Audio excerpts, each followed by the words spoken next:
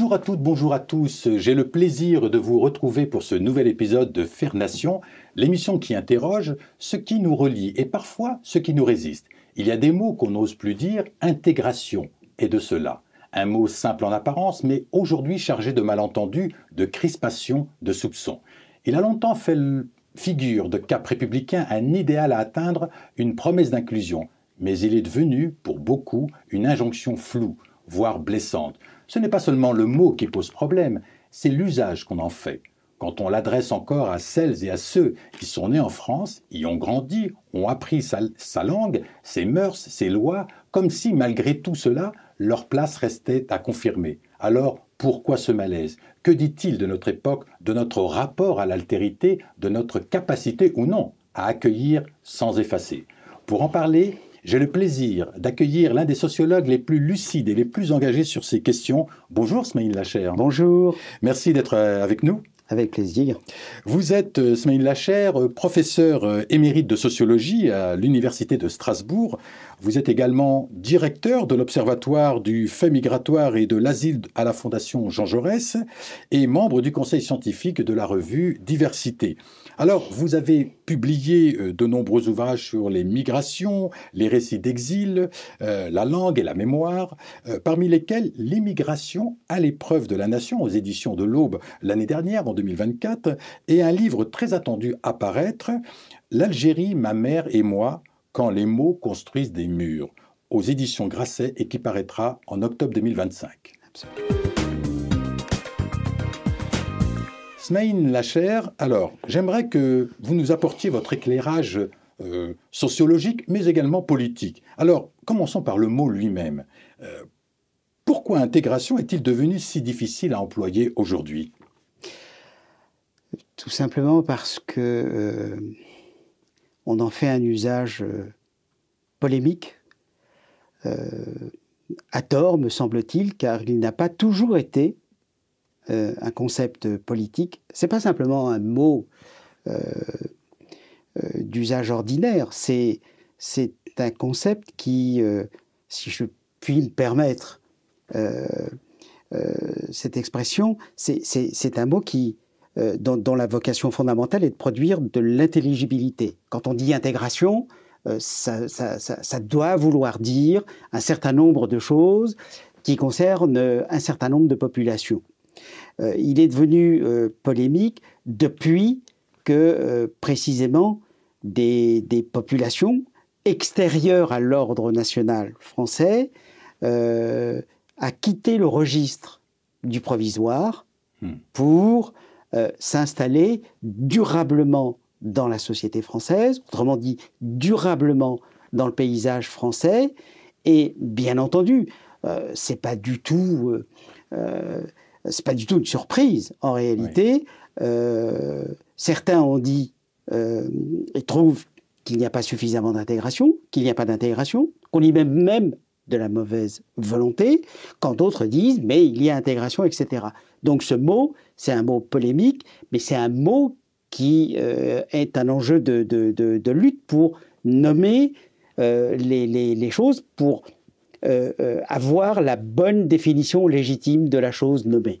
Alors c'est très intéressant parce que là pour le coup c'est vraiment le sociologue qui parle et vous, qui de mieux placé que vous pourrez justement le définir. Alors justement il y a bien eu des blocages politiques, peut-on dire qu'il y a eu des blocages politiques tout simplement? Alors si vous me le permettez, mais parce que je ne sais pas faire autrement, hein, je raisonnerai en politique.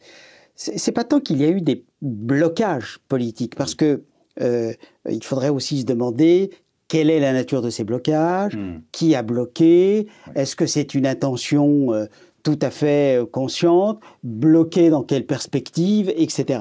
Non, je pense que la société française s'est profondément transformée en une cinquantaine d'années, et en particulier s'est profondément transformée après 1945 et après les années 80, et en se transformant, bien évidemment, de nouveaux mots sont apparus, ou des mots se sont imposés, auxquels on ne faisait pas attention auparavant, se sont imposés pour nommer des choses nouvelles.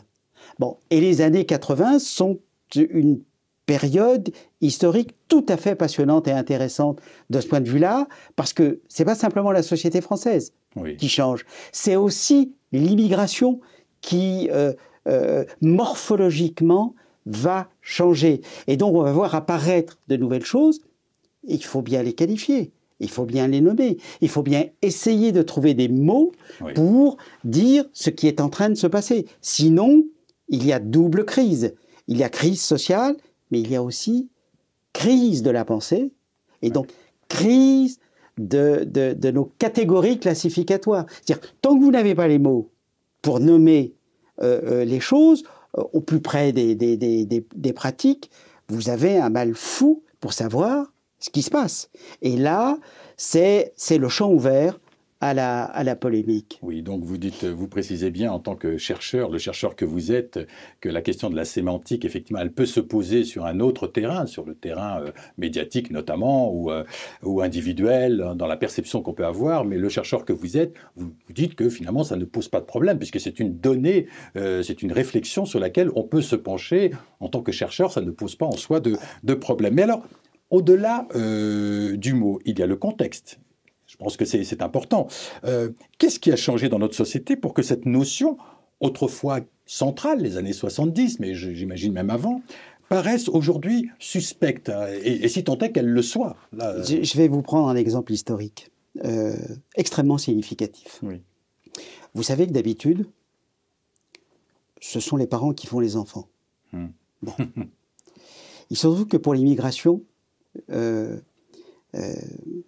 ça ne s'est pas tout à fait passé comme ça symboliquement. Ouais.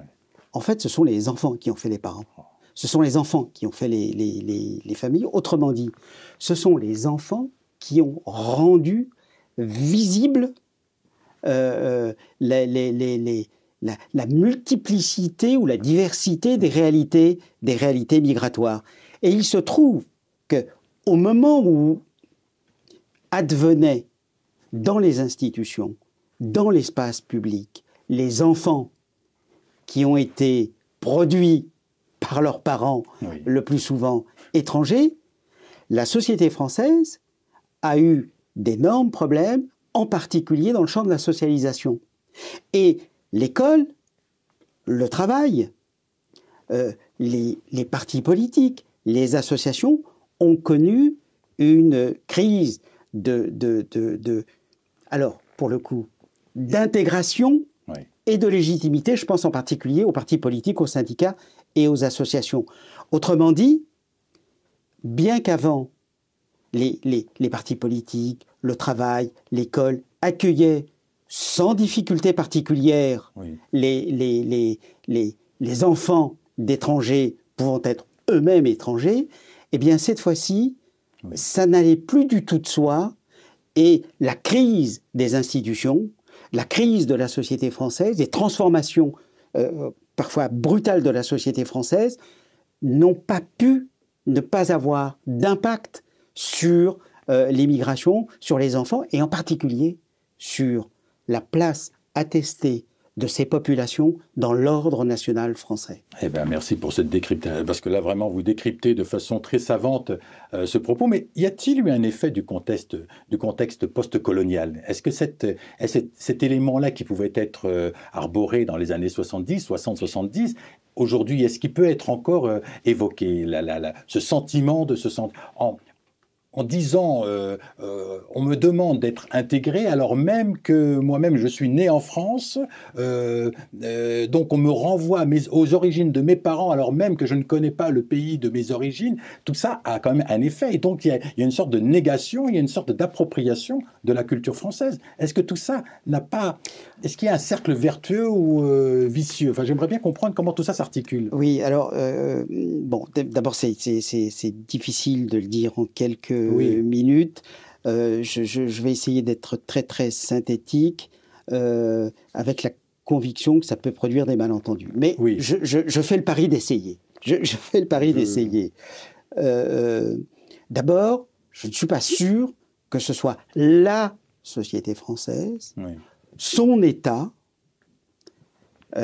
ces institutions qui disent « vous, population étrangère, vous n'êtes pas intégrés ».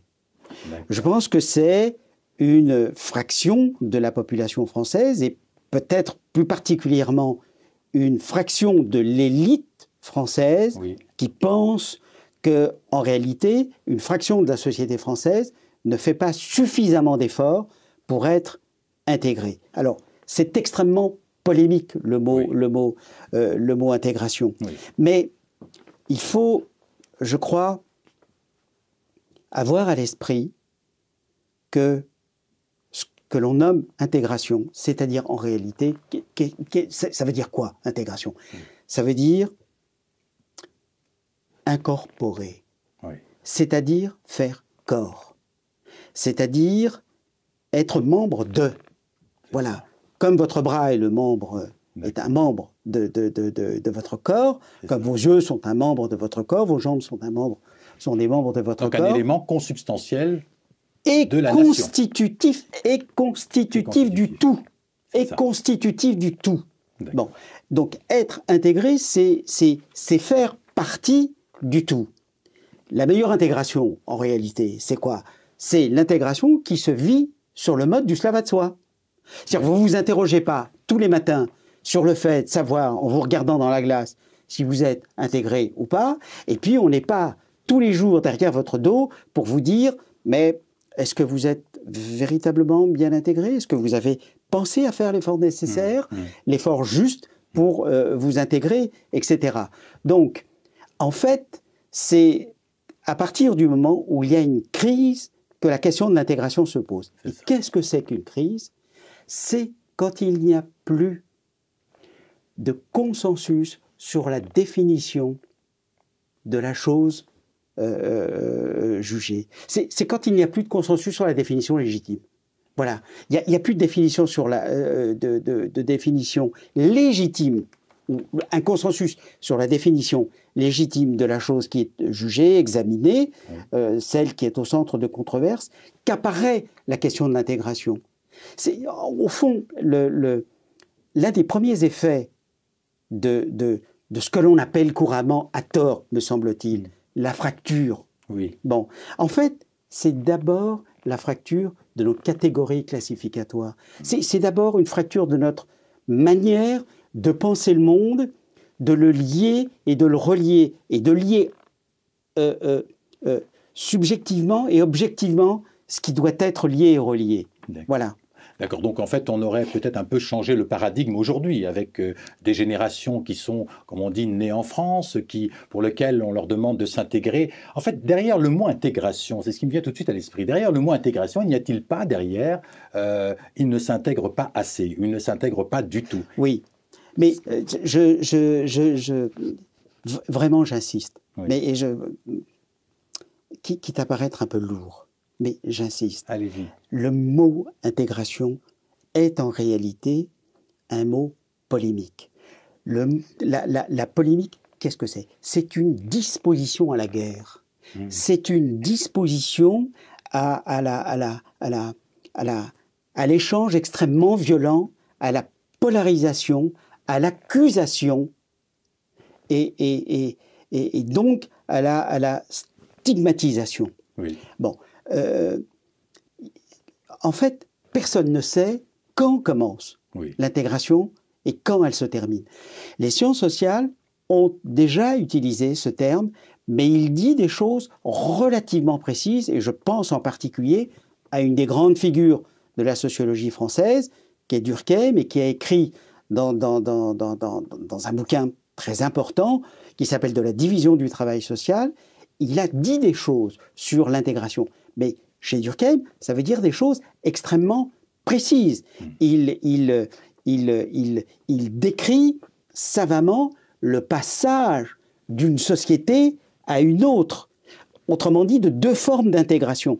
Mais là, avec les jeunes et avec ces nouvelles populations, nous sommes dans des logiques de polémique, d'accusation et en partie de fantasmes politiques. D'accord. Donc il y a de l'instrumentalisation de part et d'autre, j'ai envie de vous dire, mais il y a une sorte de jeu, de conflictuel un petit peu qui fait partie peut-être aussi de la culture française, peut-être aussi. Oui, parce que contrairement à il y a maintenant un peu plus de 40 années,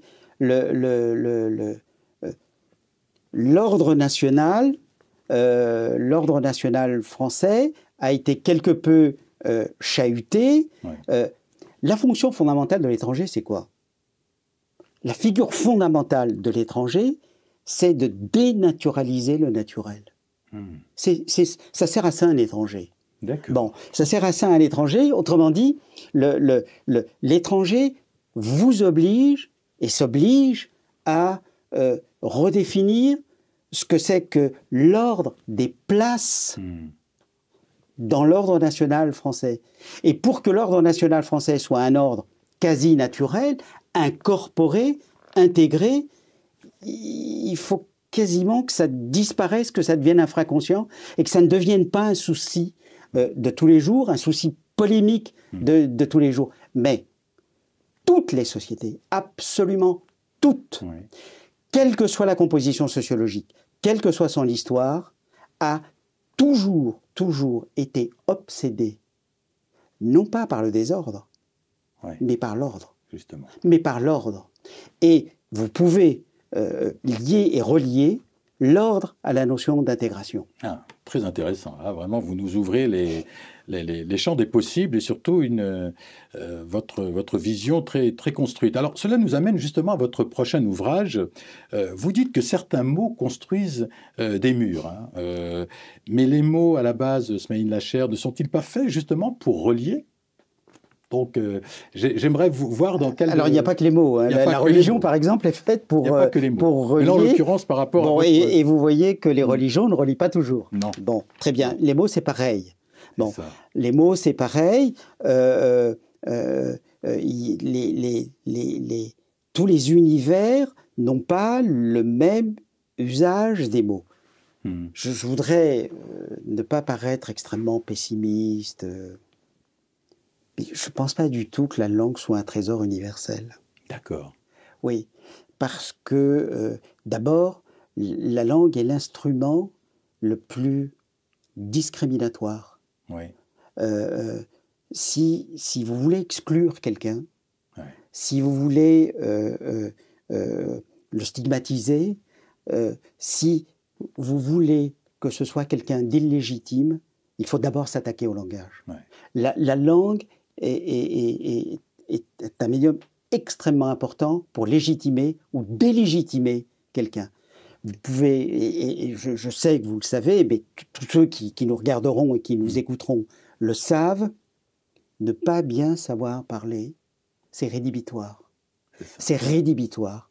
Parce que ce n'est pas simplement une question d'illégitimité, de non-maîtrise linguistique, donc d'incapacité linguistique. On n'a pas été longtemps à l'école, on ne maîtrise pas la langue.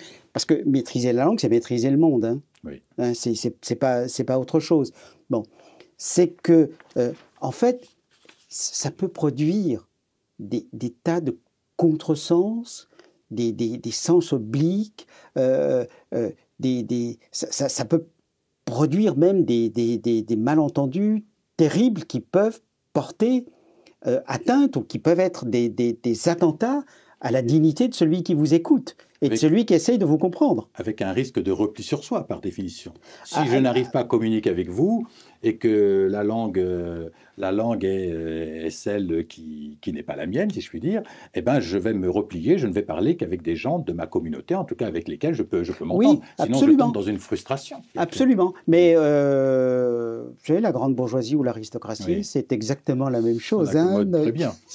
Non seulement ils s'en accommodent très bien, mais quand ils parlent entre eux, c'est toujours par sous-entendu. Et ce sous-entendu est en réalité un sous-entendu symboliquement maîtrisé du point de vue des catégories de pensée et aussi du point de vue de la langue. Alors, cela pose aussi une autre question, mais on l'a plus ou moins abordée, c'est celle du politique. peut-on justement, au jour d'aujourd'hui, en 2025, repolitiser cette notion sans tomber dans l'instrumentalisation? Le terme qui était, même si j'ai bien compris que selon vous, en tant que chercheur, le terme intégration n'est pas un gros mot. Non, pas du tout. Et ça, je l'ai bien compris. Pas du tout. Mais par rapport à l'usage qui en est fait, notamment dans le domaine du politique, est-ce que quelque part, il n'y a pas un risque d'instrumentalisation? Et est-ce qu'il n'y a pas des populations qui se sentent instrumentalisées, récupérées d'un côté ou au contraire stigmatisées de l'autre? Oui, alors c'est vrai, il y a ce risque d'ailleurs objectivement existe. Bon, je n'ai pas toujours su très exactement à quoi renvoyait l'instrumentalisation et en particulier qui instrumentalisait qui. Et la question qu'on peut se poser, c'est est-ce qu'il est possible de ne pas politiquement instrumentaliser une cause ou une autre. C'est la mission première du politique, je dirais presque. Oui, absolument. Absolument. Voilà. Je pense que le plus difficile, c'est de trouver un arrière-fond commun qui puisse établir des engagements communs, mais essayer de trouver... En fait, la question peut être énoncée de la manière suivante. On ne va pas se compliquer l'existence. Oui. Que peut signifier une intégration dans une société très inégalitaire et divisée en classes? Effectivement, oui. Quand on repose la question. Alors, justement, et dans les médias et dans les discours publics, on entend peu les classes populaires issues de l'immigration. Vous me direz ce que vous en pensez. Sont-elles devenues invisibles ou juste réduites à des clichés? Non. Je pense, là aussi, peut-être vais-je aller à l'encontre d'un certain nombre d'opinions dominantes, mais depuis une trentaine d'années, les classes populaires, et en particulier les enfants des classes populaires, deviennent de plus en plus compétents dans le domaine de la protestation publique et dans le domaine de la revendication publique et dans le domaine de la verbalisation des revendications publiques. Je n'en veux pour preuve que